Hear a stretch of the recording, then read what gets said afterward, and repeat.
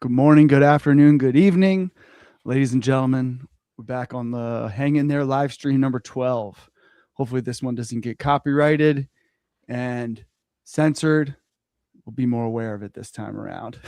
Might need to watch some videos on that algorithm. Yeah. Because it's tough to say these days. The hidden hand is not so hidden. Very much in our face. So, how are you doing? I'm okay. Yeah, I've just started streaming. I'm about to introduce how I'm doing. So we're live. I can't share your stuff. That's fine. You're ruining the stream. I can't. I'm just kidding. You're being intentionally oppositional. He's being intentionally oppositional today. It's play. So Gina can't share the stream, but I want to share how I'm doing. I share. Right. So I just told you a little bit what I'm dealing with and with clients and healing, stuff like that. But I'm feeling good, man. It's Friday afternoon. I like doing the streams on Friday afternoon, although I don't know if we can keep this up schedule-wise as things change. But this feels like the right vibe. You know what I mean? Like, it is. It's the end of the week. I'm hanging with my boy. We're talking about the things that we like to talk about.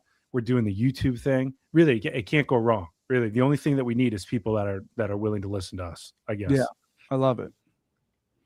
How are you doing? I'm doing all right. I've started to make some physical changes in my life that I've been pondering on for a long time. Essentially just going to bed earlier, waking up earlier, and going to the gym. So I'm feeling nice and sore today after a good workout. Mm-hmm. So I'm very susceptible to seasonal depression and just lack of sunshine.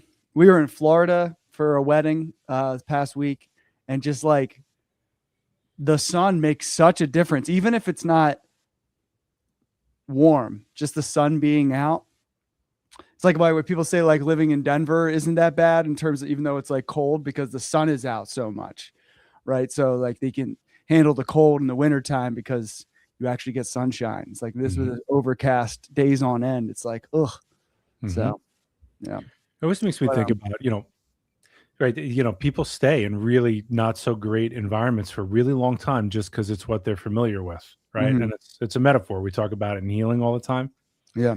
And Gina shared with me, like, she'll send me maybe, a couple Instagram videos a day to check out, and I'll maybe check out one a week. I like to not go on social media and stuff. So I clicked one. It was the right one the other night. I was looking at it. It was a little dramatic, but there's like this voice sharing these beautiful images of this town that's like way up north where, maybe a couple thousand people live. And it's one of those areas of the world where there's 30 days of darkness and 30 days of midnight sun, right? It's like one of those places. And I guess the way that they deal with that is by not having time. Like they got rid of time itself, and I'm listening, and I'm the narrator's like, actually, I can't even give the words, because he's like really just talking about how great it is that there's no time. I don't have to do this when you don't want to, and then I started thinking about it, right? Because it was presented really nicely. And I started thinking, how the hell do you meet somebody, right? Like, how do you get anything done? Like what? And I started thinking, this is definitely hell on earth. I can do anything without time. It was presented as like, I was like, welcome to depression. That's what, because you mentioned the season of depression. I was just like, this is definitely where you go to discover why you need time. Yeah. You know what I'm saying? Yeah. People are then probably lying to themselves, not realizing that like they're feeling a little worse each day. Their cycles are off. Suddenly they can't sleep at night, but there's this fairy tale world, so they can't share with anybody else because they don't know where they are or when they'll be there anyway. So you're just kind of wandering around, just a bunch of zombies, not knowing when the sun's going to come back, not knowing when school's going to start, not knowing when the deli's open, if there even is a deli. I was like, do they even have like a civilization there? Or is it just like people just like surviving? It's just people that go there to discover why you need time, and then they leave. That's why people go there. Yeah. It's like going like one of those like darkness retreats, but it's like for 30 days, like just everything dark for 30 days.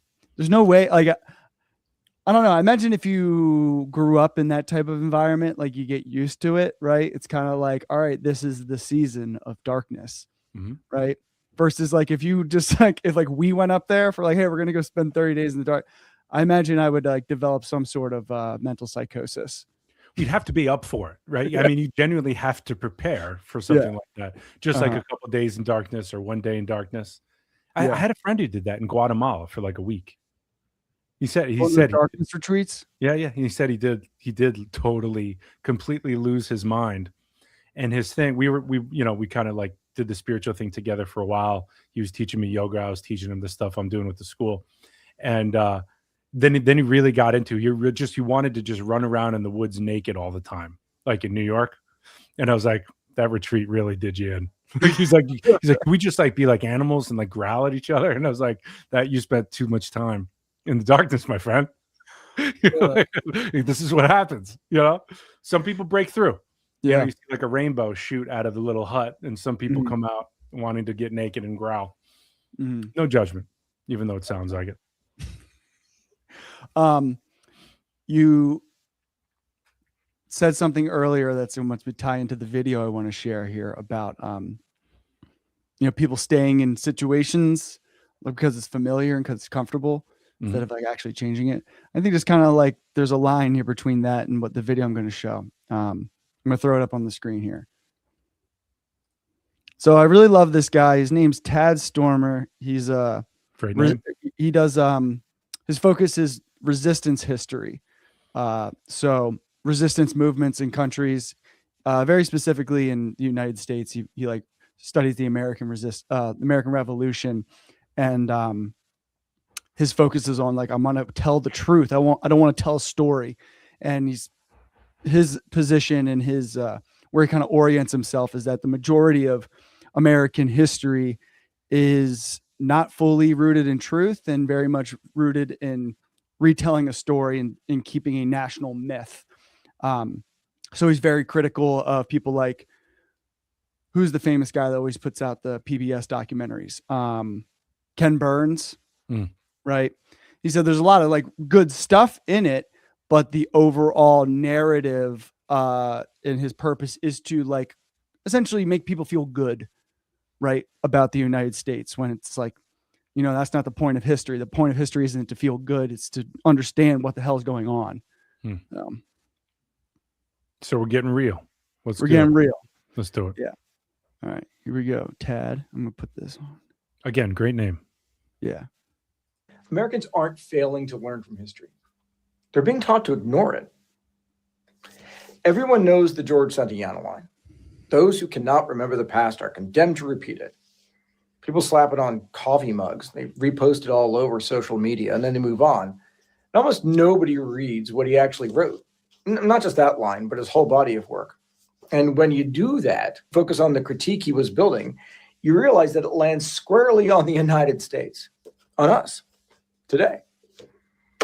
In The Life of Reason, the famous quote is about knowledge and memory. Progress depends on learning lessons and then, applying them. Without that, we all remain infants, forever making the same mistakes, never growing up. And it's a universal principle. But Santayana spent decades applying that principle to one country in particular. By 1920, he laid it bare. Americans were bound by this gospel of work and belief in progress, locked in a patriotic conformity that passed for freedom. What looked like forward motion was actually a feedback loop, a country committed not to learning from its past, but to performing a story about its past. That's the wheel, and it's rolling over American resistance today. Hey folks, I'm Tad Stormer. I'm the author of Resistance History of the United States. The mechanism is simple. Pause. And it's pretty much everywhere. Figured I'll jump in with ideas. Yeah, I know there's a couple of things there. I'm like, Tim's going to be on this. So let's just do some predictions here, right? Yeah. Already, what I'm thinking about is speaking metaphorically, whatever, right? So he's talking about America's story, right? The narrative that we tell ourselves, and how when that's not in relationship to the reality that we've been living or are living, it becomes a false self in its own right? Mm-hmm. And then instead of being in touch with who we really are that made America what it is to begin with, we lose our way and try to just perform, right? It's like playing not to lose rather than playing to win kind of thing. Mhm. It's like that, just like a little shift right there where it's like, it's like, wait, am I in this, or am I trying to like maintain something that I don't really feel completely real with? And Yeah. so, you know what I mean? Like, it's like, Yep. it is performative. And when people when in my practice, when I see people who have been performing all their life, which is most of us, because we had to do it to survive. The only reason why you come to therapy or healing work is when you end up being bored, exhausted, and addicted, right? Those three things are what I find when people have been living the false self for way too long, right? Bored, exhausted, and addicted. And to Mhm. me, that sounds a lot like the pursuit of happiness and never actually getting happiness. Yeah. You know what I'm saying? Mhm. Yeah. That's it. Yeah. When you talk about like I think a lot about that phase of our lives where we, in our younger, 2014, 2015, we were doing a lot of these, like having these profound, like spiritual experiences, right? And having these like epiphanies, like, oh, like, right. He's like talking about the history, like we have this lesson, but then we never apply it. Right. So talking about like the integration period of, people who like have a profound psychedelic experience and right. And then they think this expansion, right, as you call it, this big expansion is like, all right, this is it. I figured it out. Right. And things are never going to be the same, but we never go and do the actual work to apply that and really integrate it and really change. And then so it just becomes the same problem with a different face. Yeah. I'm trying to think of a metaphor for this. I mean, Mhm. I wish I was a farmer because I always think in terms of farming metaphors just because it makes sense. Right. So I'm trying to think of like the equivalent of taking that psychedelic trip is like, I don't know, discovering like a barn filled with seed. Right. And you're like, oh, I'm great. I'm good. Like I got seasons filled with seed here. Like I can just plant forever. Like I'm just like, I'm good. I found it. Right. And then you close the door and you're like, where's the next barn? Right. Yeah. And like, that's it. You just leave it in there and it Mhm. just goes bad. You know what I'm saying? And you're like, no, but it's there. Like, I know it. Right. But like, where's the next one? Mhm. It's just like nothing ever gets done. Yeah. Do we know We got Alessandra? we got two commenters, Alessandra and Gina. Do we know Alessandra? Do you know her?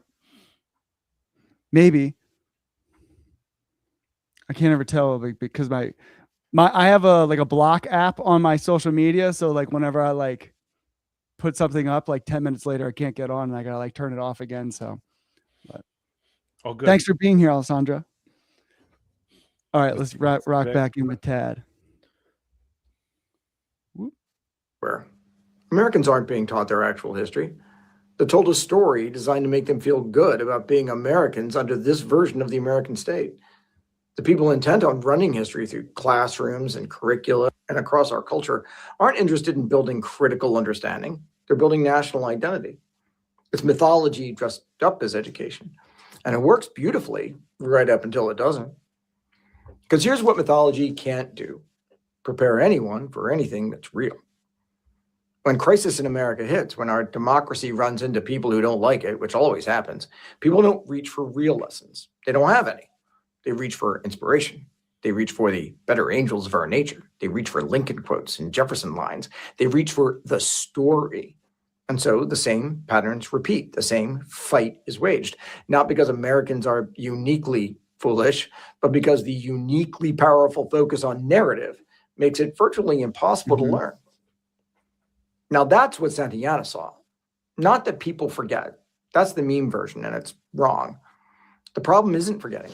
The problem is that remembering has been replaced by something that looks like remembering, but isn't. Americans think they know their history. They can name Washington and Jefferson and Madison. They can repeat all men are created equal or 77 years. They can tell you about July 4th or the Alamo. They have a whole vocabulary of historical reference, but almost none of it is history.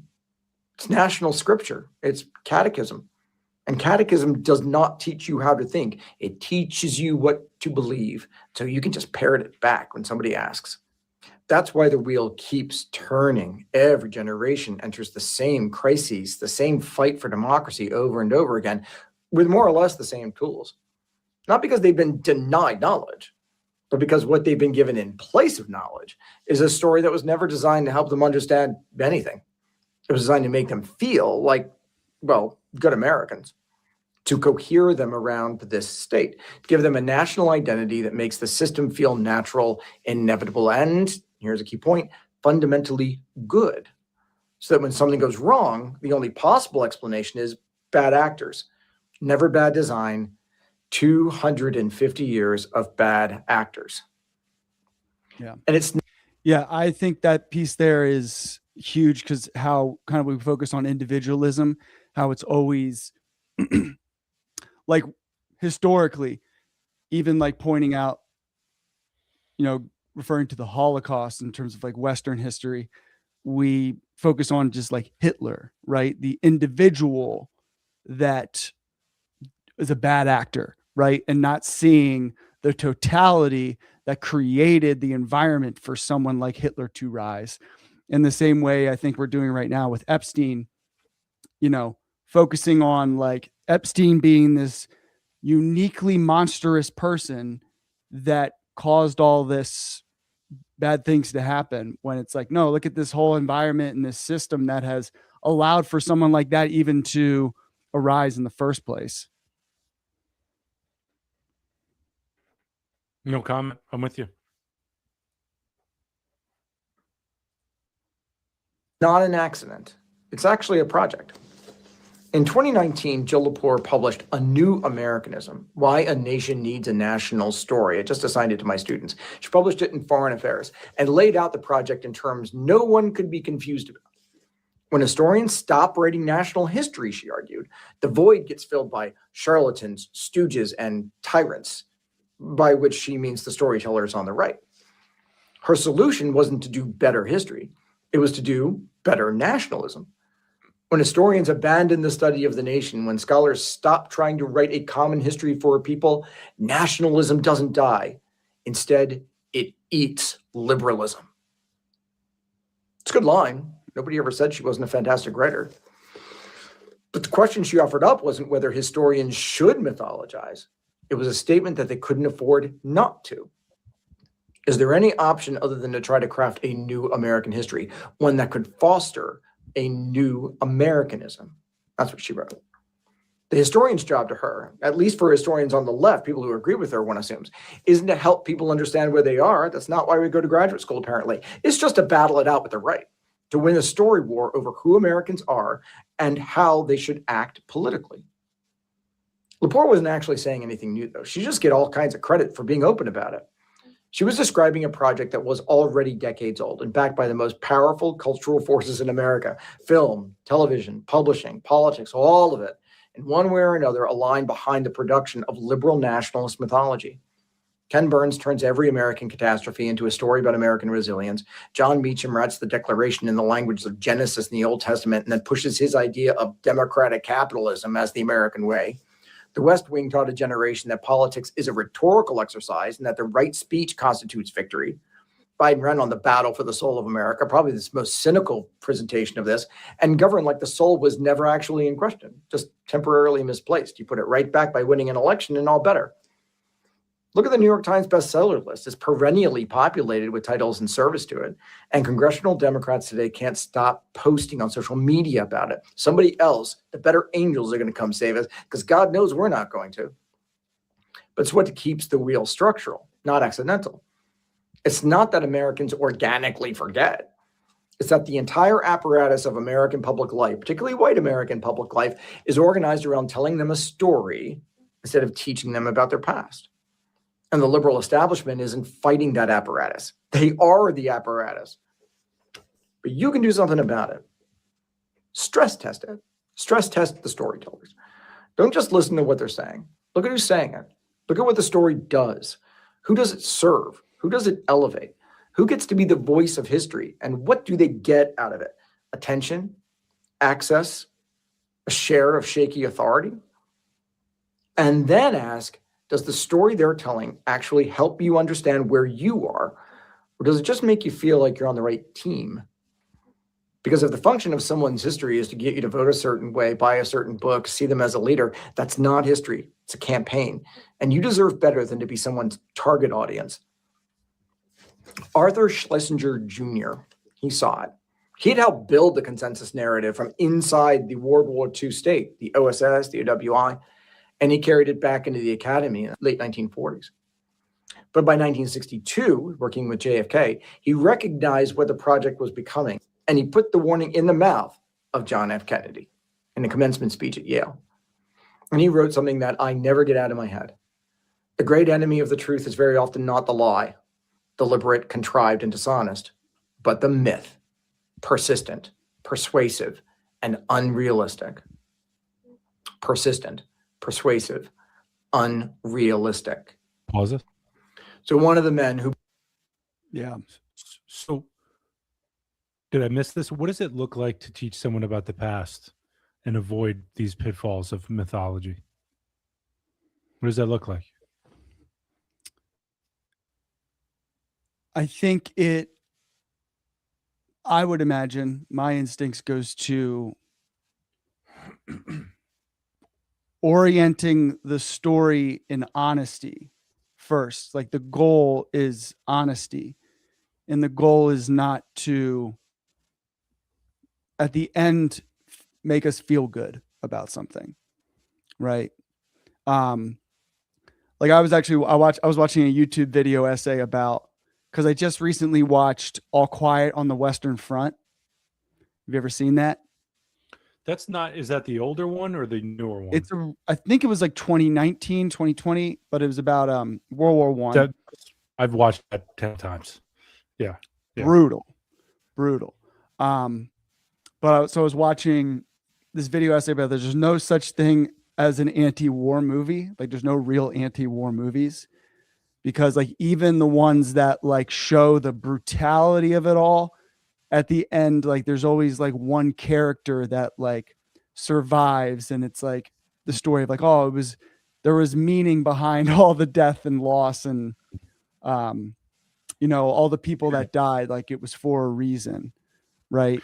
And so I guess I'm tying those two together in that the main objective isn't to show the honesty, even though there can be many parts of it that are honest, if it's ultimately oriented in the goal of making people feel a certain way, like feeling good, feeling inspired, right? And as a way to like rationalize everything, right? Instead of dealing with the truth. Like there doesn't need to be like a rationale to make meaning out of it.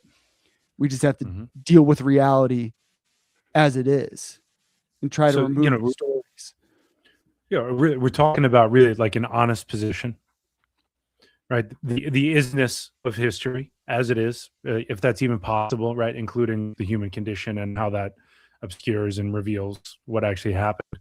But then also, right, the hidden agenda of myth is kind of what I feel like we're talking about here, right? I mean, like whether that hidden agenda is, hey, we need to sell some movie tickets here. I would love to have an anti-war movie, but I can't get this shit funded because of all these gatekeepers, and they're not going to approve anything unless it has a happy ending. Yeah. Right. And so it's like you kind of have to take, the pill with, scoop ice cream or whatever people do. I don't use that, but you know what I'm saying, right? It's like, whatever that saying is, right? And also the other thing I'm thinking is, I'm really stuck on this line meows YouTube guy, because it's the drama that I'm looking for when I don't want to use my brain at the end of the day. So if I'm done with my 5 minutes, I listen to this guy, whatever the drama is in the Rogan sphere and so on. But what he drills in my head is really just how the limitations of the general public.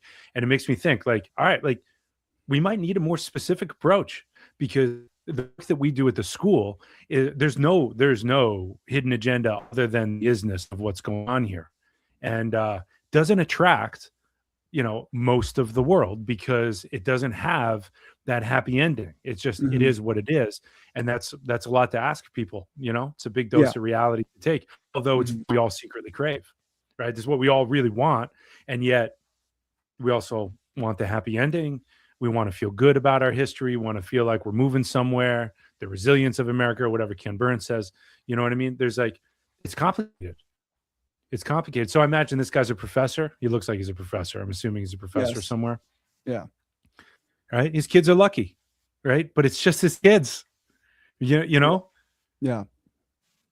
Yeah, it's because these institutions, like, talking about like national historians, like the institution of academic historians, the main incentive, right, is not grounded in getting to honesty and getting the truth. Its main incentive is to preserve the institution, right? So, as you're saying there, like, with making a movie, like, you immediately run into all these, to actually do something that's like true and fully authentic to the best of your ability. There's a lot of sacrifices you have to make. You're like, all right, I'm not going to make money off of this. I'm probably not going to find a distributor. I'm going to have to probably do it all independently, right?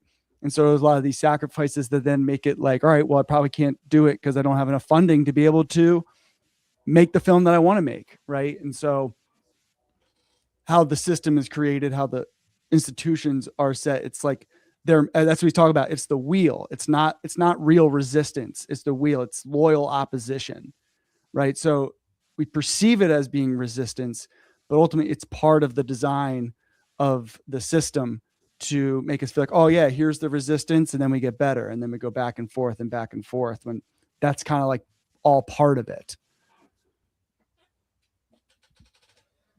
Get what I'm saying? I do. And I'm always trying to think about how to deal with this. And I don't have any ideas other than I don't have any, I'm at a place in my life where I feel like I've grown up enough to lose my, radical passion of my 20s, but I haven't gotten to the other side yet where I actually feel confident that I know how to be effective, just being honest, It's like, because like I could see there's an older part of me that's like, do the grassroots thing, gather the people, believe, if you build it, they will come. I don't know if I believe that anymore.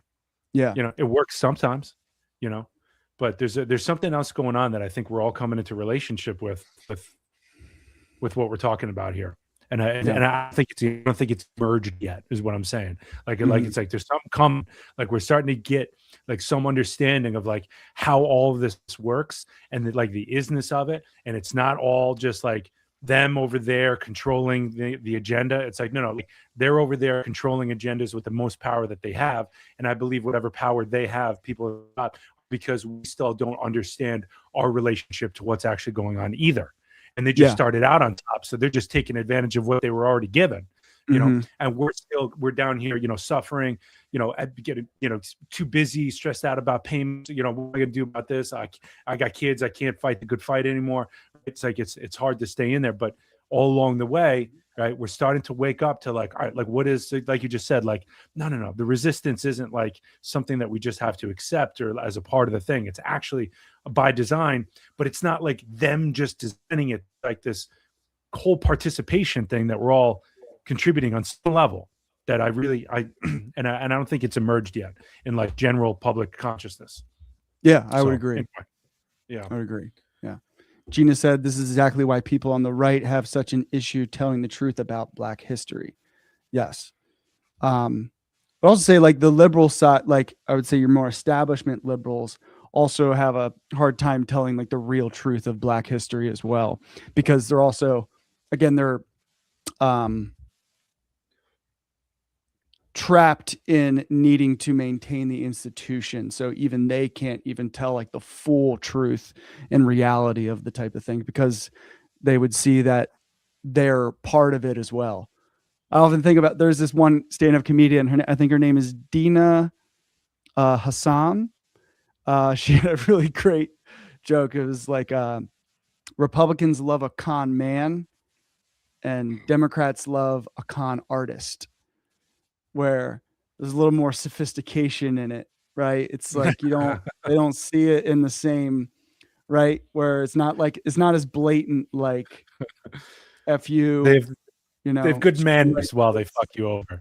Yeah. They like, try to give a little, they don't stab you. The edge isn't as sharp when they stab you. They have a nice dress it up. So you're like, oh, it's not bad. And that really what that reveals is how we've all lowered and been programmed to lower expectations so ridiculously, or to the point where, you know, we think that choosing the lesser of two evils is actually the best option that we have. Yeah. You know, Yeah. it's just like, you know, it's a, but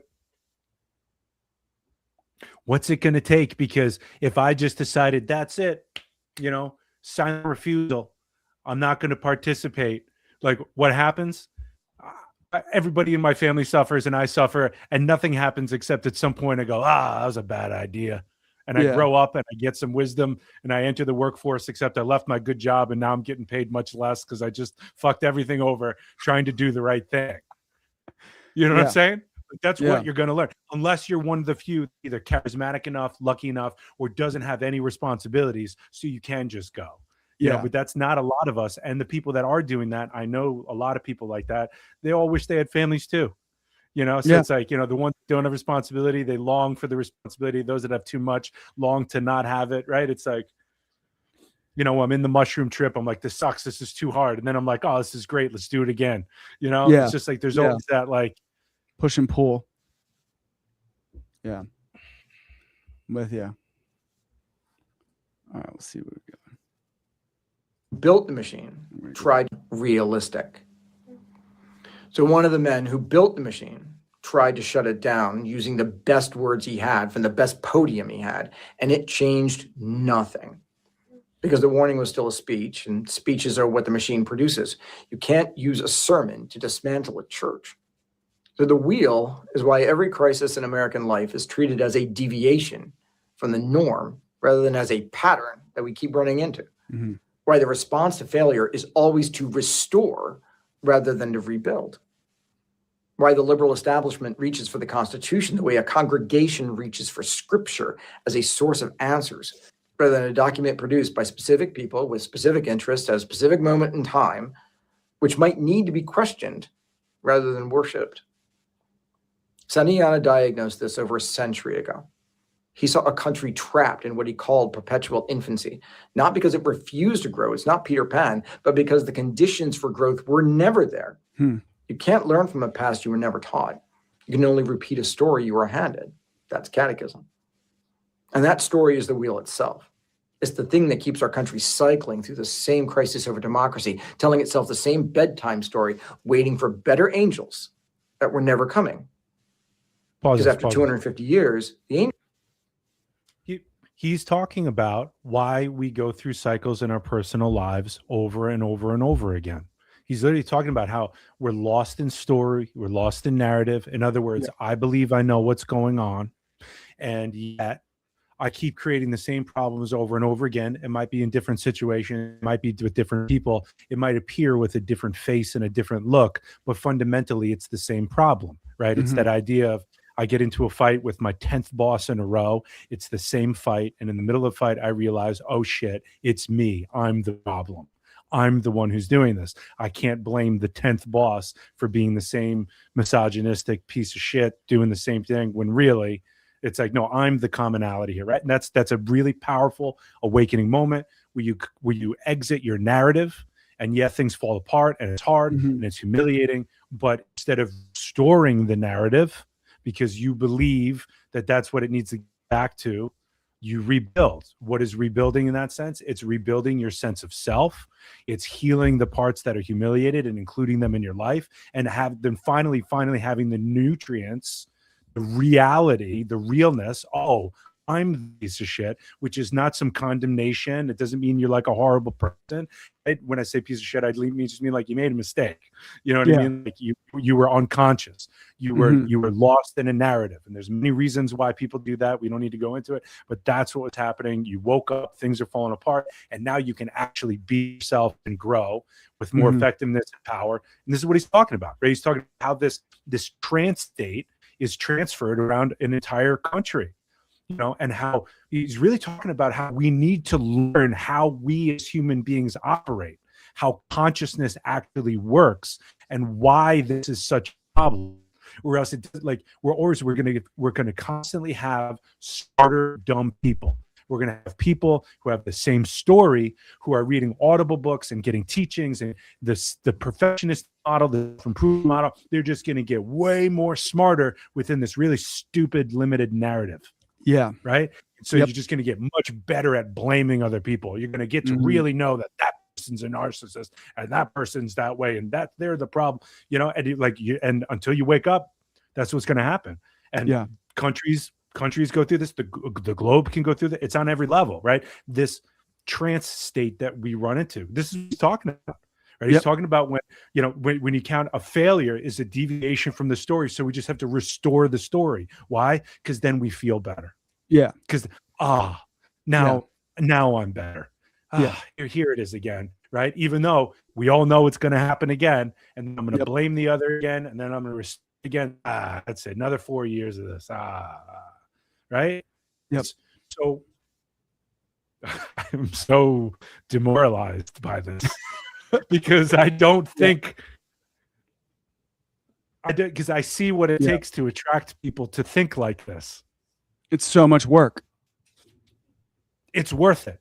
Anybody, Alessandra, I don't know who you are, but you say I know you, and I'm sure I do. But I don't know your last name, so I don't know you. But I'm sure you get it. Right? But anybody else that's listening, right? It's like it's so worth it. It's the hardest work, but it's the best work, just like anything else. A good workout, a good meal that's hard to make, it's always worth it. Right? But you have to do it. Yeah. I think where people run into a lot of difficulty with deconstructing narrative, right? So when you're that realization of okay, I'm telling myself a narrative and that's why I keep running into these issues. This is why the non-dual perspective is so important to first get there, to be able to understand is that they'll see this suffering is happening because of my narrative. And then they'll immediately reject everything in their narrative, right? They'll dualistically jump to the other side of it doesn't mean that your boss isn't misogynistic, right? These things are real, but the problem is your relationship to the thing, right? It doesn't mean your entire narrative is full of lies. It's your relationship to the content of the narrative, right? For example, right, if I can't tolerate even a whiff of misogyny, I might blow the whole thing up as soon as I smell that out. Yeah. Right. Where somebody else who might outwardly seem very successful might be like, you know what, this guy is a misogynist and fuck him. It's his job. It's his responsibility. I'm not going to let it bother me. I'm just going to do my job and get promoted. And it's not a thing. Yeah. You know what I mean? So it's not a thing in the same way. That's what I mean. Meaning I'm not saying misogyny is great. What I mean is we have a personal relationship to this stuff that can make it way bigger than it should be, way smaller than it should be. And it has a lot to do with how attached we are to how entranced we are by the narrative and whether or not it fits. Right. And then, like you said, when we find out that that's wrong, the instinct is to abandon the narrative and find a new one. Like we said last week, a hermit shell going from one shell to another, hermit crab going from one shell to another. Right. And we have to know that we want to do this because that seems like the easy route and that's the most familiar and safest. But really, it's about tolerating the realness and the nuance that I think Tad Stormer is trying to tell us about. Indeed. All right, he's got 3 minutes left. Let's take it home. Right. Angels aren't late. They're not real. Because after 250 years, the angels aren't late. They're not real. They're just characters in a national mythology that was built to keep the wheel spinning, and it has never, not once, stopped. But the wheel only works as long as the mythology holds. And the mythology only holds as long as the actual past stays buried underneath it. This is what resistance history is for. It's sort of a rescue mission. It's not a mythology. It's certainly not a better story. And it's not a different origin story. That's another danger. Just the past. As close to how it actually happened as we can get it. All of it, including the parts the nationalist priesthood left out because they complicate the narrative. The people who fought back. the people who were crushed, the people who saw the system for what it was and tried to change it, and then were erased from the history because their existence made the mythology incoherent, the people who achieved the goals for greater human rights in our history, and then were erased because those advances had to be seen like it was part of the system working as designed to make you feel better about it, not against the people who fight back. The Orthodox national narrative isn't just incomplete. It is itself an abuse of authority. It's a version of the past imposed on the governed to serve the interests of those doing the governing. And like every abuse of authority, it needs to be altered or abolished. And not with a better speech, not with a new Americanism, with the truth. The whole uncomfortable, demythologized record of what actually happened and who it happened to. That's how you break Santayana's wheel. That's how you escape Schlesinger's paradox.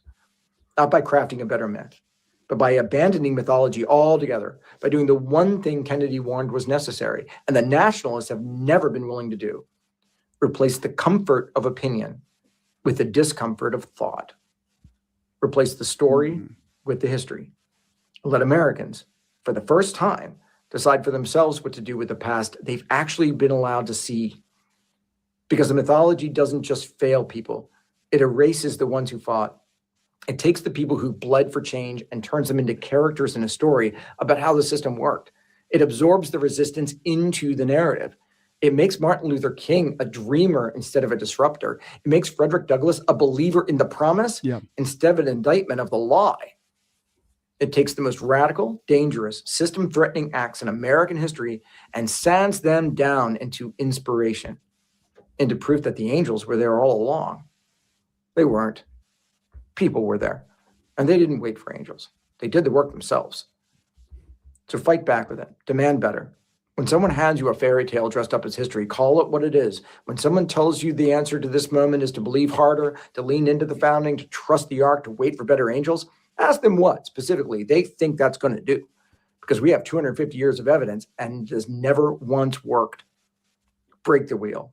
Not with a better story, with the truth, and with what the truth demands, which isn't faith, it's action. That's all I got for you today, folks. Alan Z. So, when he says resistance, really what he's talking about is be a real person with your own thoughts. He's saying be real, your own unique realness, your capacity to live that creates friction for the machine rather than runway for it. Yeah. You know what I'm saying? That's what he means by resistance. He means understand the realness of the story, be a real person, think for yourself. And that's going to create the opposite of a runway. You're right. That's going to create resistance. That's how I'm hearing it, at least, you know? Yeah. Yeah. Yeah. I think it's going into, again, like it's just revolving around honesty, like true honesty, right? And not having your identity built in story, having your identity built within yourself, right? And acknowledging that as you go through this process, even though it's difficult, you're getting to your true self, right? You're like, I don't need this mythology. I don't need this story to make myself feel confident, strong, real. Yeah, there's a way. What I've learned by doing this work is that people are. It's the entire world, and most of our consciousnesses are turned upside down, meaning we're simply out of relationship with the way life works. Meaning, when I'm working with clients every day, and let's say they're going through a crisis or a really tough one, and it's taking weeks, months, whatever, however long it's taking them to get through it, at some point, inevitably, and they're not doing anything wrong when they say this, but inevitably they start talking about the meaning of it. Or so they either start searching for the meaning of this suffering, or they say, like that's what all this is about, right? And they make meaning out of what they're going through. And again, they're not doing anything wrong. It's a human way, but I have to caution them because I know from experience that the meaning comes only after the transformation from the experience, right? The meaning unfolds out of the direct alchemical process of life when it's ready to naturally unfold out of it. And everybody's trying to get to the meaning before it arrives because it's nice to know.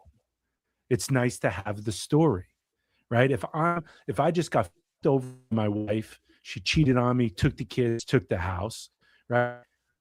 It's going to be tough to be with, especially if I'm also in the unknown. So if I'm in there and I see that happening and I go, oh, I see why this happened. So I can finally build that house in the woods, train for the Olympics, and do what I always wanted. You God. That's why this is happening. You know what I'm saying? It's like, no. Like, that's a nice idea. And that's a possibility that's maybe emerged, right? But that's not why this is happening. We don't know why this is happening yet. Mm-hmm. On the most fundamental level, you have to bear this, man. You have to survive this. Once you've survived it, you'll see who you are. You'll look back, or you'll look and you go, now I know why this happened. That was the meaning of this. You know what I'm saying? But people are looking for the narrative and the meaning to kind of like wear like a shell, like a protective, like a, what was it? They said this immature nation or something like that. Like it is an immature place. It's an immature position. We're like infantile. We're refusing to grow up. We're living in our parents' basements for too long. Not knocking people that did, right? Literally. But that's what story is, and so on, you know? And we need to be able to live life and let all of that unfold naturally by the process of it, you know? And that's what this guy's talking about without saying it, you know? But the whole world is it amazes me, right? People who do this work, they say it all the time, right? Why isn't this taught in schools? But it really fucking amazes me.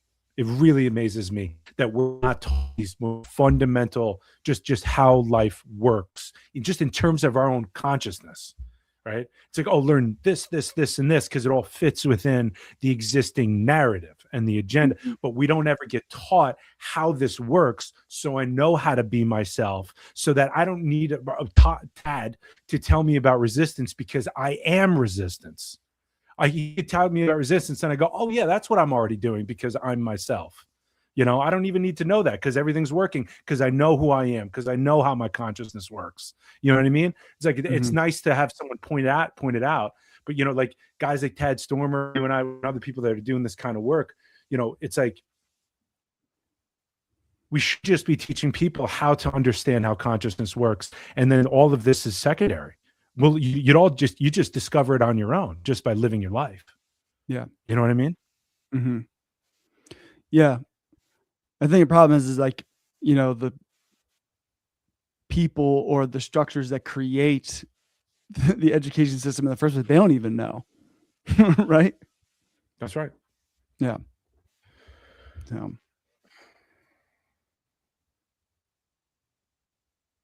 Yeah. Yes, perfect. Yeah. It's a good one. Yeah. I like that guy.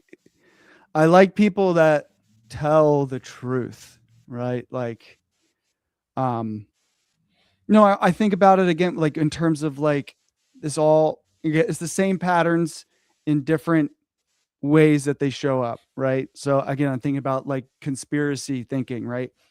Going from a narrative instead of living in the unknown, right? As you said, it's like, you know, family gets taken away from you. It's like, oh, now it's my opportunity to go train for the Olympics, right? It's like immediately like jumping to a new meaning and narrative instead of like sitting in the discomfort, right? As you said, like the discomfort of thought versus the comfort of narrative, right?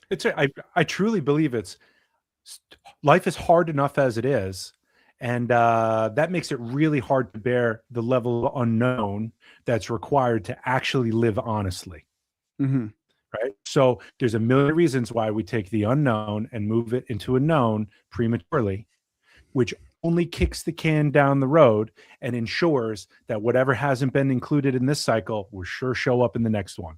You know what I'm saying? Mm-hmm. And like, that's it. That's literally all it, in my opinion, that on a most simplified, practical level, when everything's not included, we're just kicking the can down the road. So if I don't bear my confusion and my uncertainty because I don't know how or whatever, it only means that I'm going to have to deal with that later. That's literally all it means.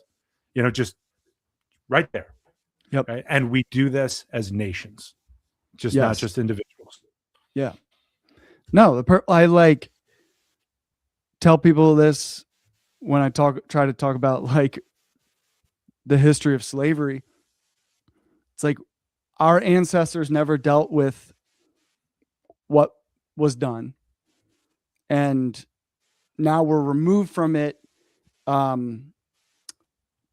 by time, so we don't see it as something that still hasn't been healed yet, right? So like we don't want to take responsibility for it in the ways that we can, but it's like now we're still dealing with the same issues. We're still it just the can we've kicked the can a few times, so now the can's got some dents in it and doesn't look the same as it did 200 years or 200 something years ago, but it's still kicking it. We're still kicking the can, and we're still dealing with these same things. And as like we're going to keep running into it over and over and over again. It's the same problem. It's going to look a little different, but it's the same problem. There's a spiritual koan that goes like, there's always a young student and the old wise master, right? And the young student who does all his meditations, he sweeps the temple, he does all his spiritual work, and it's hard work. He goes to the old master one day and he says, why are we doing all of this? Like, why am I doing all of this hard work? And the master brings him in close and he says, to grow weary and tired. And that's supposed to be the end of the spiritual koan, meaning, if I was teaching you, I'd leave you with that, and then you'd go off and think about it and get frustrated and upset, and maybe in a certain amount of time, you get like brain break, you'll open to a larger level of awareness, you'll understand something about what that statement was. But I'll speed it up. And you may have heard me say this before in some classes, Zach, but it's a good one, and it bums me out and it gives me hope simultaneously, because the reason why we do this work, are weary and tired, what he's talking about are our stories, our narratives, our strategies towards life, simply put, to kick the can down the road.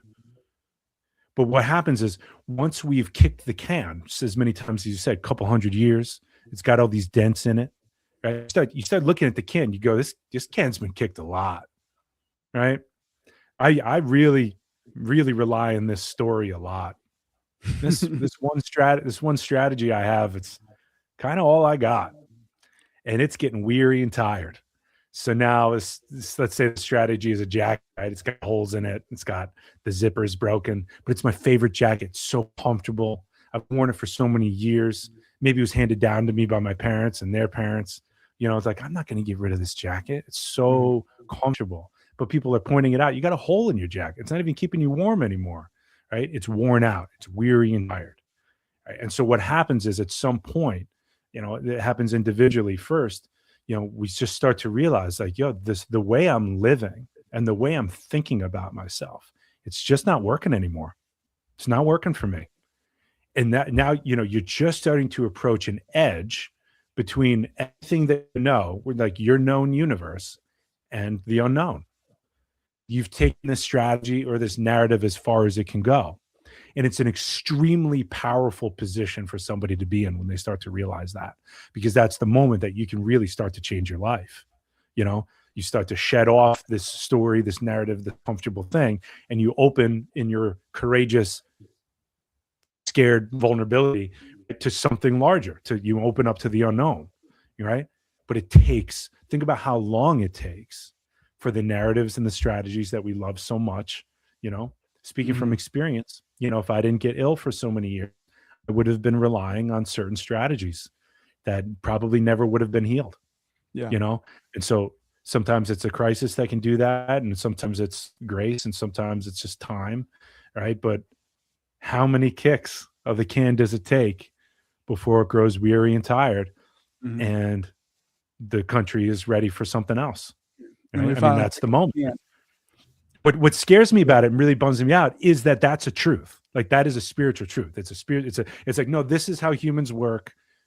We do this work so that we wake up sooner to our strategies and our narratives that are growing weary and tired and actually keeping us smaller than we need to be, or keeping us suffering in ways that we need to be, keeping the same thing going that doesn't need to be going. Mm-hmm. Right. But this is what we're in. Mm-hmm. Yeah. Yeah.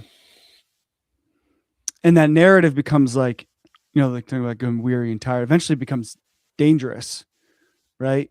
To continue to not let it become weary and tired, not let it work you enough. If you're not letting it, it becomes a dangerous narrative. Like I'm thinking about, in the current state we are with the current administration, who we love and adore. Num num num. Eat it all up. I think while there's this narrative we talk about, the United States, fighting against fascism and World War II, which is true to many extents. But because this would be like the liberal narrative, the liberal nationalism, as Tad is reforming to, of like, we're the good guys, we're always going to come back and do the right thing, right? And in the context of World War II, I think because that being in our past, it makes the current day more dangerous, because we'll always compare it to that and be like, oh, well, it's not that. Like it wasn't, it's not that thing that happened in the past. Because we would have stopped it by now, right? Because we're the good guys. We would have stopped it. We wouldn't let that happen. And as we continue to tell it, because we think this narrative is real, it's allowing this thing to move further and further forward. And it could be even worse than what that was. And because we, us telling the story about like, oh, we've always come back, America's resistance, resiliency, in the Ken Burns narrative of things, continuing to attach to that story makes it even more dangerous. It's the dark side of hanging in there. Yeah. You know what I mean? Mm-hmm. It's like hanging in the wrong area a little bit too long. Yeah. It's like being in an abusive relationship. Hang in there. Yeah. It'll turn No, around. it is. Abusive relationship is, I've heard it like, our political system is like you have the abusive father and you have the mother who makes the excuses, right?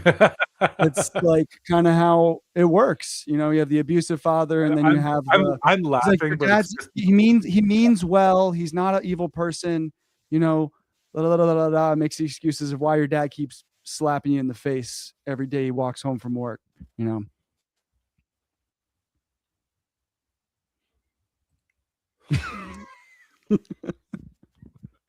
But it's true, there's like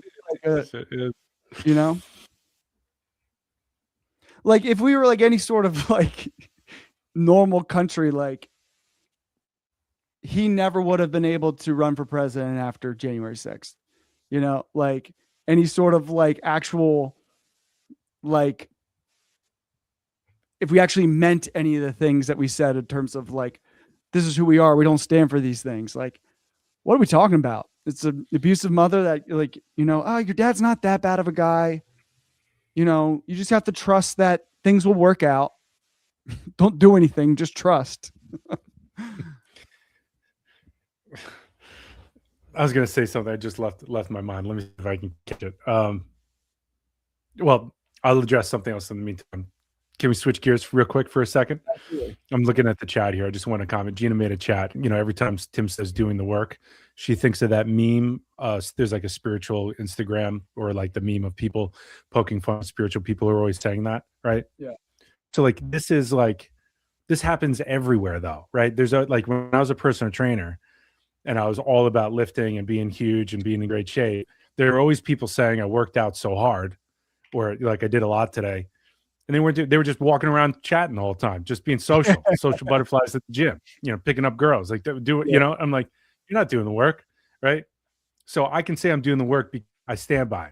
I am doing the work. And I'm going to keep saying I'm doing the work when I am doing the work, because what else am I going to say?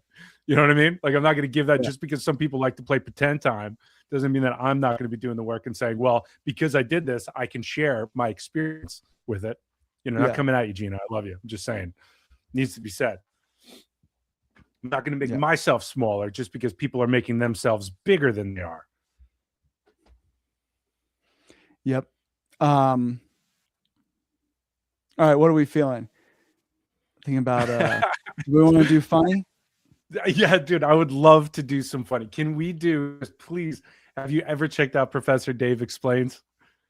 Yeah, I hope you haven't at this point. You have checked it out? Which one? We can just take a pick. Let's decide here together, and the chat as well. And so, you know, if you don't know him, Professor Dave Explains, he's a science communicator. And at first, when I found, the only reason why I found him was because, you know, I at one time was very, very close with David Weiss. We worked together a lot, and now he's like the tip of the spear for the flat Earth movement in the world. And so he had to be dealt with. And Professor Dave, who has like 5 or 6 million followers on YouTube, took down David Weiss in several different debates and interviews.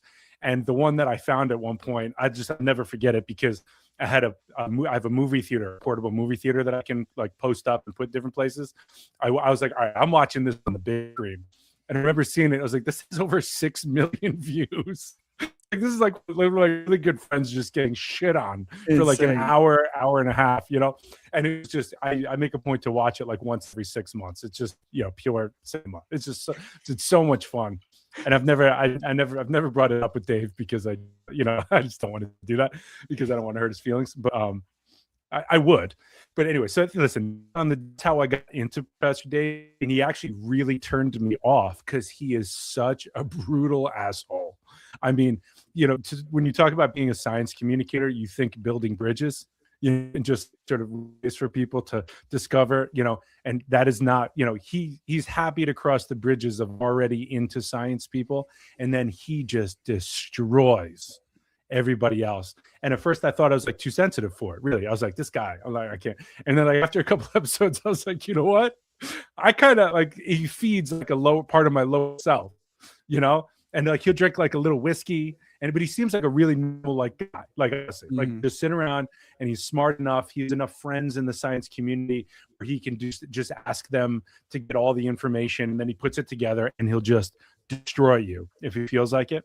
So I found him to be very helpful dealing with a lot of like the really hot button issues. Just like, you know, left is, you know, thinks that, you know, men and women are this way, and then the right thinks men and women are that way. You know, Professor Dave will come in and give a really in-depth breakdown of what science says, right? And science is its own paradigm. It's not God, right? But it's a part of it, and I appreciate that. And then also, he's just a total asshole.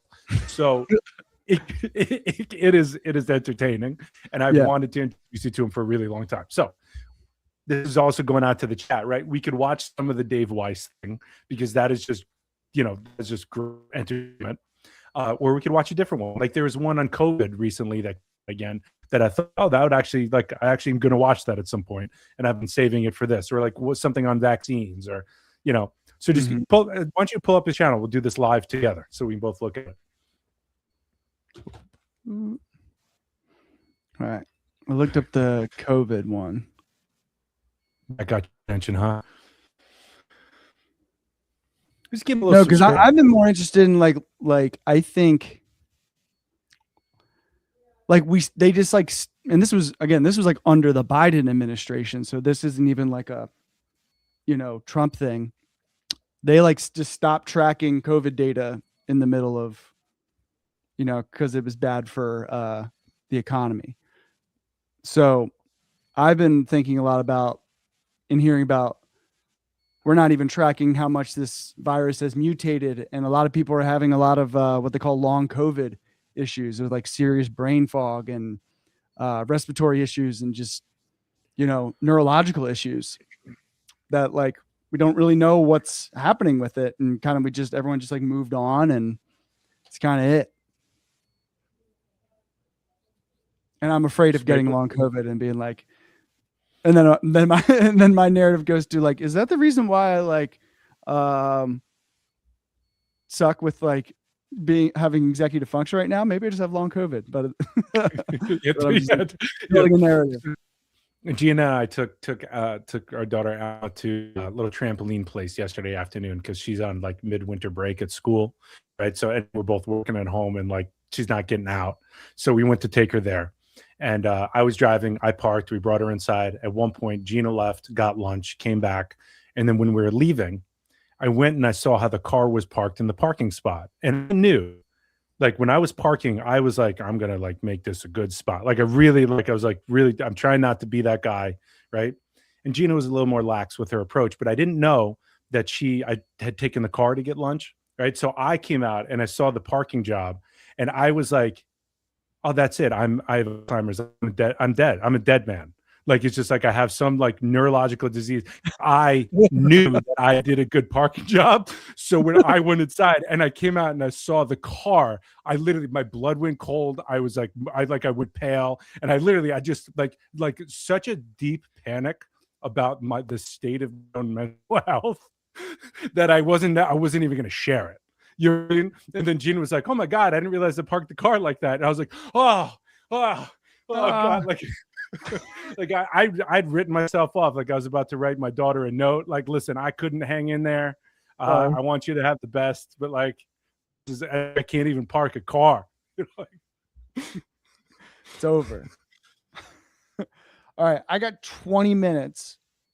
I got 25 minutes. Okay.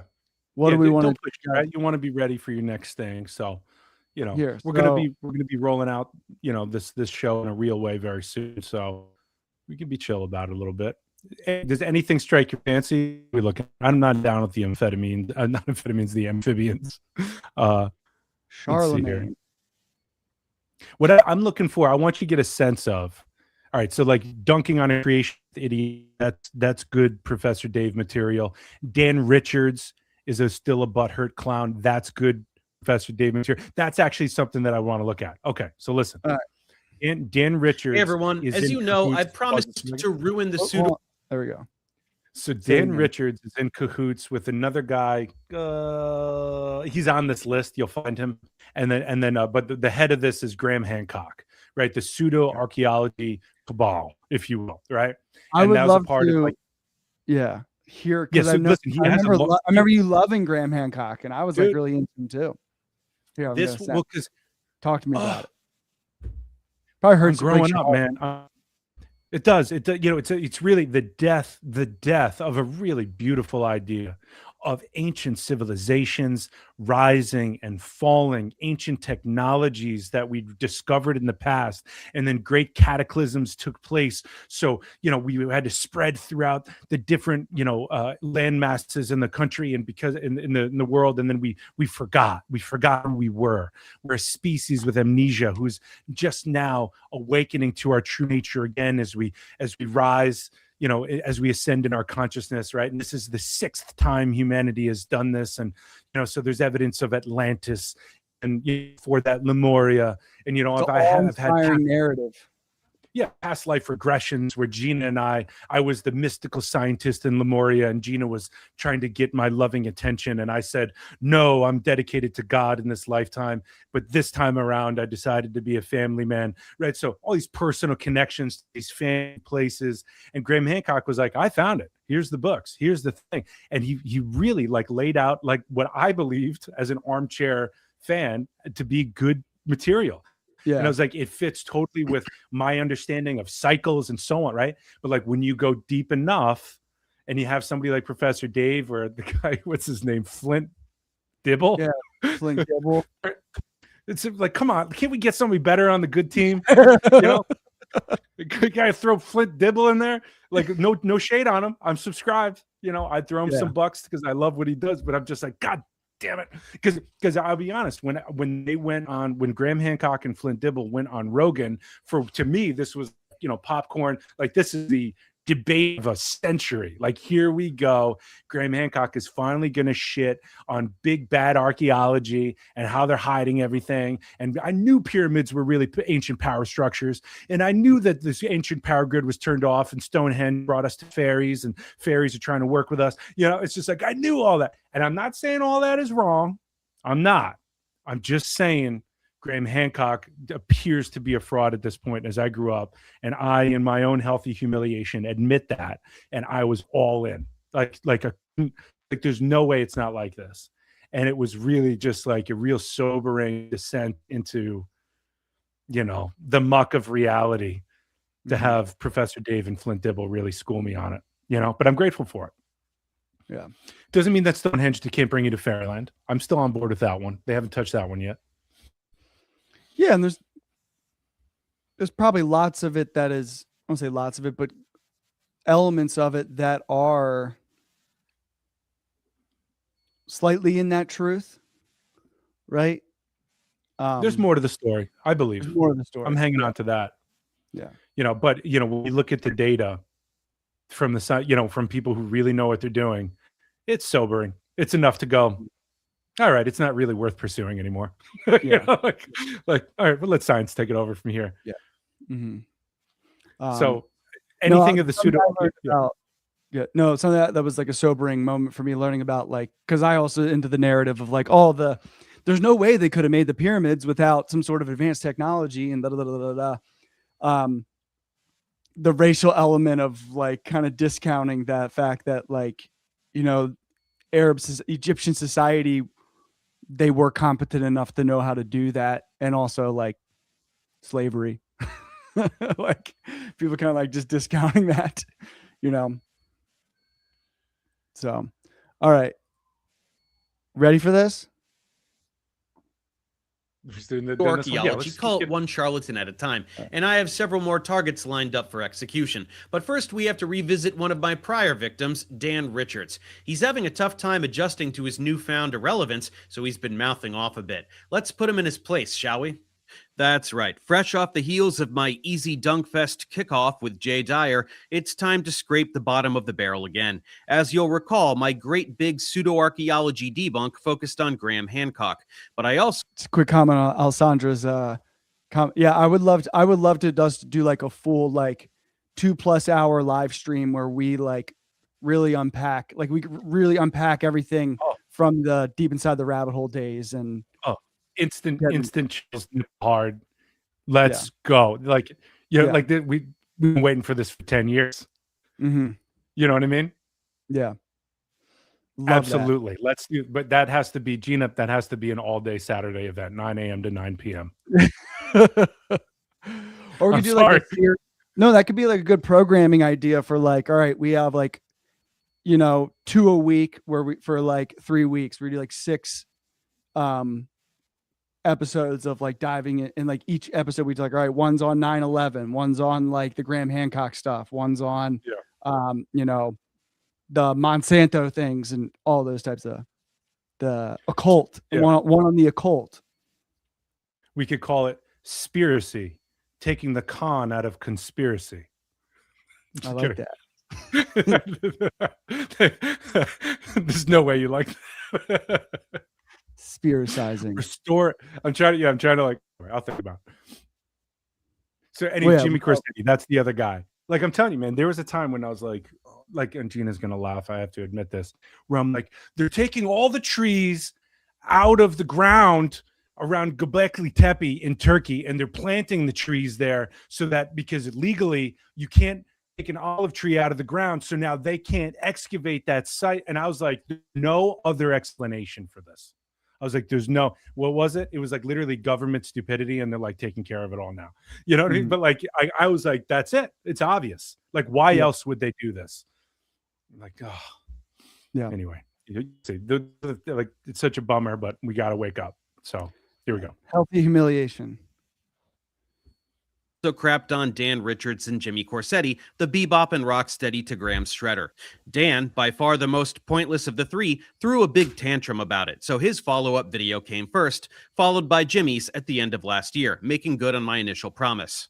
As a result of this debunking activity, exposing his next level incompetence such that he can't even read a Fox News article, Dan has become a complete nobody. You can see on Social Blade that the slight spike in relevance he gained from his Joe Rogan appearance had already faded substantially, and my content was the nail in the coffin. Despite his best college Brutal. try with these snazzy thumbnails, almost so far. nobody is watching his videos, and his live streams even less so. One might even say that Dan should just quit his channel altogether, and it seems like Dan himself would agree, since he started a brand new channel simply called Dan Richards. What's this one for exactly? Oh, it's a random channel where he talks about whatever he thinks doesn't fit on his main channel. Got it. Only 2 videos so far. The first one is about magic cards. Sounds riveting. I used to play a lot of Magic the Gathering back in the day, and by a lot, I mean 3, 4, 5, 6, 7, 8, 10 hours, depending on what day of the week it was. Playing with magic cards 10 hours per day, huh? No wonder this guy's so fucking pointless. Nerd. So what's the second video about? Oh, look at that. How the cult of atheism stifles science and progress. And there's a picture of me on there where it seems like I'm barking orders to my comrades like the evil Marxist dictator that I am. How adorable. It's funny, though. This is exactly the kind of dumb shit he posts on his main channel, desperately attacking anyone who exposes his fraudulence, so I wonder why he felt the need to tuck this one away over here. Maybe he was hoping I wouldn't see it? That's what I would have thought, except that he left me this whiny troll comment from his new handle. I didn't even recognize him at first. I just treated him like every other troll. Once I realized who it was, I clicked through and spotted the whiny atheism video. Is Dan just a masochist begging for more humiliation? Well, bend over, slave. His comment is hilarious, too. I have a little short where I talk about how these boners couldn't cope with Flint Dibble humiliating Graham on Joe Rogan, so they just fabricated a narrative out of thin air, pretending that Flint is a liar. They just started saying it everywhere. Flint is a liar. Flint is a liar. Joe said it. They all say it. They just repeat it endlessly like a mantra. The problem is that he's not, and he didn't lie on Rogan a single time, so none of these buttholes or their brainwashed flock can provide a single instance of Flint lying, no matter how many times you ask them. They just crap their pants and run away. It's really hilarious. So on the short of me explaining what I just told you, Dan whines about how tone deaf and science illiterate we are because we accuse Graham of WS. What the fuck is WS? Oh, right, white supremacy. And he calls me a fellatiatress. That's confusing because the suffix would indicate that I'm supposed to be a woman, which is bad, according to Dan, but heterosexual women do perform fellatio on penises, which he would probably say is good, at least if he's ever received fellatio in his life.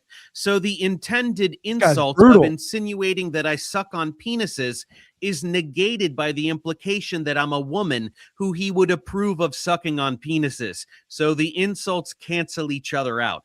The stupidity and constant self-contradiction of these asshats knows no bounds.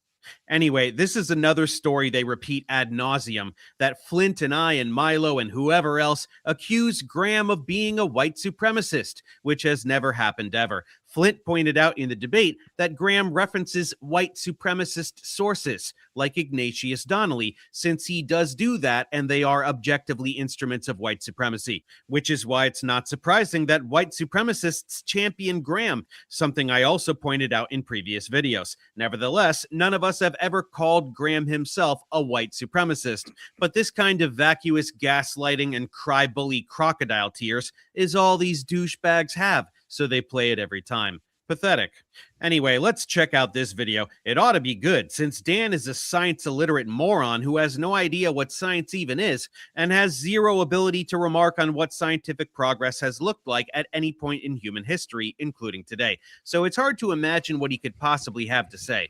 Regarding the stick up his ass about atheism, I don't remember him spewing any explicit creationist talking points, but idiot grifters do tend to pivot towards pandering to brainwashed Christians when they've been backed into a corner. So maybe this is his attempt at pulling a Russell Brand. Are there sexual assault allegations we're not yet aware of? Of course, referring to atheism as a cult is like calling not collecting stamps a club. So if I were you, I would brace yourself for some stupidity of the highest caliber. Let's take a look. Now, if you're old like me, you probably remember when atheism really wasn't much of a thing. I mean, you heard about it, and some people claimed it as a label, but by and large, atheists weren't common. At least not commonly heard. Maybe they didn't speak up so much back in those days.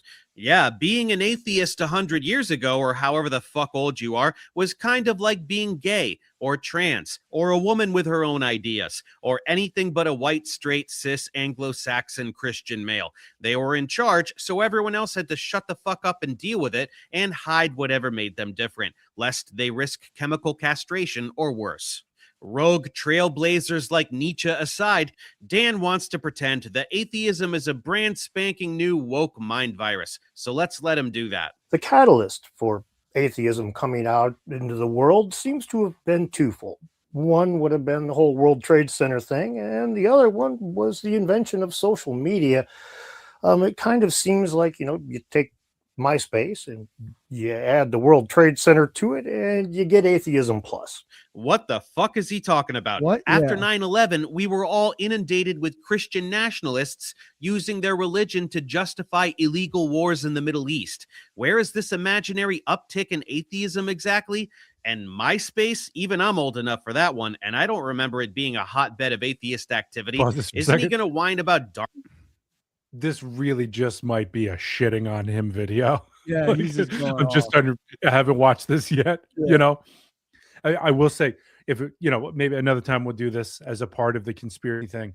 Yeah, Professor Dave might be a huge ally at some point in terms of just finding the language that I don't have because I don't have the time or the context that he Mhm. has to make my points. But I know the direction I want to go in. Then we just like take him and Yeah. bring him in.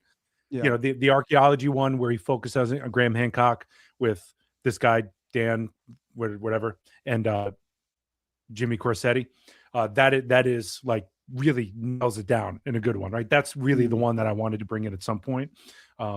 Anyway, we can go on with this or not. I just wanted to give you a flavor.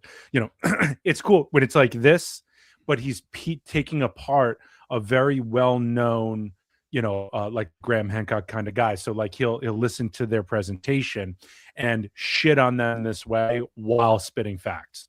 And that to me became very, very enjoyable. At first it would turn off and I was like, an acquired taste. I was like, okay, Yeah. on board. I think he's a guy. He's had enough of these people, Yeah. Yeah, I would imagine like I completely understand like the cynicism and the like you talk about he's just like brutal with them. Like I think everyone has their role. Like we need like this is needed. It's not your role. Your role isn't to bring it, but like there's some people who kind of need to hear this like boom, kind of get like smacked a little bit to be like, oh, maybe I don't It's know good what's up. It's a good that's actually a really good point. And Like that's it's go ahead. no, because that might take it in a different direction. You finish.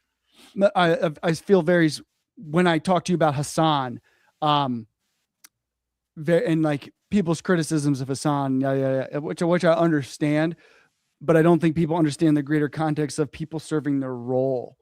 Like Hassan's job, he's a streamer who primarily talks to young Gen Z kids, and he's trying to de-radicalize them from going down the alt-right pipeline in spaces, the video game space of Twitch, which is a hotbed for people being radicalized in that direction. So me and you talking on Twitch to that type of group, like about non-duality and stuff wouldn't, stick with them in a way, right? Everyone's in their place in their progress, and certain types of communication and certain types of communicators are needed based on the certain audience, right? Absolutely, I agree. And I'm liking Hassan more and more each day. I'm glad Cool. we did that little experiment. And speaking about roles, right? When I think about, right, I'm not the Professor Dave role. But the thing is, I fall for this shit all the time, right? And because I'm honest about it, that kind of turns into like my public persona role. Like I have like the teacher healer thing, explorer thing that I do take very seriously. And like, it's time to like sit down and teach and do that. Like I do that, right? That's no problem. I love that. It has its place. But as a public figure, I think it's most important for me to demonstrate that like I fall for this shit all the time, but we hang in there. We hang in there. We hold this stuff lightly. We stay open, and we keep the path, right? We don't stop. Keep showing up. You keep asking questions. You keep challenging, and you be willing to handle the healthy humiliation. That, to me, I feel like if I can be anything, I could at least be the example of that, right? The example of somebody who is willing to, in public, expose it all and bear to go through that and show you, still here. I didn't have a Mel Gibson like meltdown on a global scale, but I'm still here. Yeah, what I mean? Yeah. Who, by the way, he completely financed the Passion of the Christ himself when he couldn't get the happy ending. Yeah. Just to bring that back, no happy ending there. Yep. Yeah. No, like we all serve our role, and I think like that is your role to show the process of, like, if you're actually committed to truth, right? And showing that truth isn't a place that you arrive at. It's a constant process, right? Based on new information, you keep moving forward. And if you're actually committed and rooted in truth, your opinions will change, your views will change, your beliefs will change. Right. And it starts to change what truth really is, because there's a lot of different manifestations of it, right? I don't believe there's an absolute truth. I believe, in the lived world, in the human experience, it's relative, right? And that truth will change based on a lot of different circumstances. I could be wrong, but that's my experience, right? Because we have to hold what we know lightly, but also be willing to flex, change whenever that's necessary. So it's like, what is the truth at that point? The truth is a process of coming into it and living it as best we can, while still knowing that there's always more. There's always a larger, more whole version of the truth, right? So it's like, it really goes back to the unhealed ego's, attempt to always find some form of safety, whether it's real or not. Now I have truth, right? It's a lot more uncomfortable to say, all right, I don't know, but I'm going to, I know what I do know right now as best I can. I'll work off of that. But as soon as new information comes, I pivot, and I transform. And then there's going to be a new truth. And that might means I have to make some calls and eat some shit and say, like, I'm sorry. Yeah, I was really passionate about that, and my bad. And we'll take it from there. It's just like, it's not easy to live that way. Yeah. I think my most like humbling, and this made me think of Philip Shepard, the Radical Wholeness. And I think you've talked about this guy before, the man who discovered the polio vaccine and gave it away for free, right? His question is, one of his quotes is, when you discover the answer to a question, you don't actually discover an answer, you discover a new question. And I think that like speaks to the process of continuing to live into the truth. Well, anybody that wants to know knows exactly what you're talking about. Meaning, once I get something, not only do I experience like that whole, like, oh my God, this made life so much easier. Now I have more skill and effectiveness and power with how I work through the world. And I know this is a big one that I've been working on. So I'm going to give it some time to integrate, so I can just kind of like pay attention and like learn how to work with my life with this new information. But as I'm in the process, automatically I'm like, oh yeah, but like, how does that work with that? And now that I know this, how does that work with that? Right. Yeah. So it's like, there's this healthy flood of questions that come in that are so exciting. And at the same time, it's the whole human experience, right? Because sometimes I'm like, oh God, I don't have enough time to answer any of these questions, but there they are, so it's, and that's a part of, to me, I think life wants us to do that. Like, I think we're designed to do that. Like, as human beings, we're designed to wake up, come into relationship with reality in a more whole way. And as a part of doing that, we have to ask good questions, and we have to learn how to ask good questions. And then we need to learn how to listen, right? Yeah. And that's two sides of a third thing, questioning and listening on that level, that we could call coming into relationship with reality, that we could call healing, that we could call evolution, But that's a natural thing. Once you stop asking questions, like, you're not a part of life, I don't think, because I think learning, unfortunately, it was like Tony Robbins who said this, so like brings up a lot for people to hear that. But, he was the one who said it, so he gets credit. He said, learning is when you feel the most alive as a human being. I don't think the feeling of being most alive can just be dismissed as like a feeling, right? If that's a spontaneous reaction to what learning is, it's like we should pay attention. Just like when the sun is out, I feel better. You know what I'm saying? It's like, just take it for what it is. We don't need to be like, make anything of it other than what it is, right? Yeah. So learning really is the process of understanding. And in Kabbalistic terms, understanding is actually another word for coming home, right? So like your soul now has a home here, right? I mean, this is not like light stuff that we're talking about. We're talking about like literal incarnation into the world by understanding through questioning, holding things in a particular way, and resisting the urge to become an unhealed ego separate from the world, defending against the world, reflecting only upon the world, because then it has its nice little false secure house of slow death, you know, which really was what we're doing here. You know? And that was like really my experience of first getting into conspiracies, is dealing with it. It actually removes you from the world in a very like scary way. It makes you feel very lonely. It takes you out of life. Well, you make tons of new friends in the conspiracy world. They're all looking for new friends because all their old friends are gone. It's just the brand new band of, you know, like, man, we really could have cashed in if we really just were hard headed about it and weren't devoted to the truth. We missed the conspiracy boom to make a shit ton of money. Isn't that always the case? You know what I'm saying? Yeah. But like you were on it every time you bring that, dude. What's that? You were in it before it was cool. Man, I always remember going to that convention that we went to, and like all like the conspiracy nerds were there. And it's like, hey, it's nice to have some muscle in the movement, because we were like bigger guys. Yeah. I told you, look, every time you bring this up, first of all, I feel terrible because, like, in a good way, like it reminds me, like, all right, this is the sacrifice we make, right? We follow the path wherever it goes, and if it means I miss out on millions of dollars and an easier life for someone, like, that's fine. I'll be supported. I'll have a good life anyway. I'm following the truth. Like, that's the reward. You know, doing good is the reward. You know, and then the temptation is when you see people just doing it just a little bit differently. And every single other show that came out of that podcast where they're all millionaires, and we're not, because we followed the truth. we said, you know what? We're also dealing with, you know, little different content that they were doing. Yeah, but you know, we could have started selling supplements. You know, because we made top 10 podcasts in the world at one point, top 10 in the world. Yeah. You know what I mean? Like, so like, we weren't like anything to like just like dismiss. We didn't have that so consistently, but we were up there enough to have the seeds for one of those beginning shows that would have gone on forever. And we had to stay integral, had to follow the path. And there you go. There you have it. Cool. All right. That's a good note to wrap up on. Okay, man. Okay. All right.